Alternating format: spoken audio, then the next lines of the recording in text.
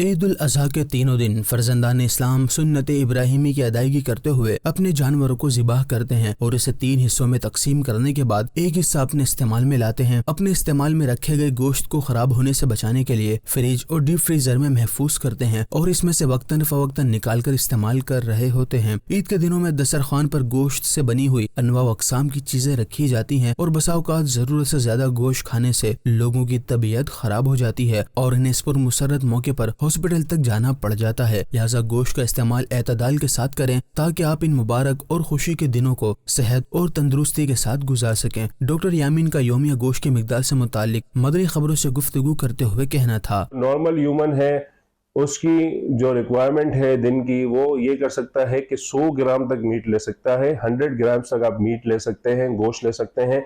100 ग्राम से ज़्यादा आप लेंगे तो आपको प्रॉब्लम्स हो सकती हैं। जैसे हम ईद कुर्बा में होता है कि तीनों टाइम गोश्त ही बन रहा होता है, तो गोश्त की जो आप इस्तेमाल बहुत ज़्यादा कर लेते हैं तो इससे आपको बहुत सारे मामला हो सकते हैं। आपको बदहज़मी हो सकती है, आपको कब्ज़ हो सकता है और अगर वो गोश्त प्रॉपर पका हुआ ना हो तो आपको लूज मोशन भी हो सकते हैं। गोश्त के साथ साथ फाइबर का आप इस्तेमाल करें। फाइबर उसमें आपके सलाद आ सकती है, ग्रीन लीफी वेजिटेबल आ जाती हैं, ये चीज़ें आप खाएं। तो ये चीज़ें जब आप खाएंगे, पहले आप सलाद का प्याला खाएं, उसके बाद आप गोश्त का इस्तेमाल करें तो आपका मैदा डिस्टर्ब नहीं होगा। डॉक्टर यामीन का मजीद कहना था, विटामिन B12 बहुत ज़्यादा मिकदार में होता है गोश्त के अंदर और विटामिन B12 आपको जो वीकनेस हो रही होती है, आपके पाँव सुन्न हो जाते हैं, हाथ पैर सुन्न हो जाते हैं, उसके लिए बेहतरीन होता है। तो विटामिन B12 आपको किस तरह मिलेगा? अगर आप उसके साथ कोल्ड ड्रिंक पी रहे हैं तो बिल्कुल नहीं मिलेगा, आप उसके साथ चाय पी रहे हैं तो बिल्कुल नहीं मिलेगा,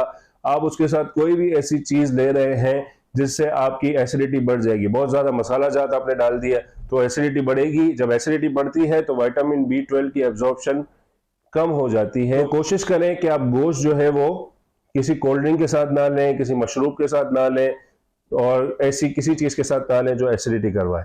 गोश्त जन्नतियों का सबसे आला खाना है और एक और रिवायत में है कि गोश्त दुनिया और आखिरत वालों के खानों का सरदार है। इमाम शाफई फरमाते हैं, गोश्त खाना अकल को बढ़ाता है। नबी पाक सल्लल्लाहु अलैहि वसल्लम का पसंदीदा तरीन खाना गोश्त था। नाजरीन, गोश्त जरूर खाएं मगर सेहत का ख्याल रखते हुए एतदाल भी जरूर रखिए।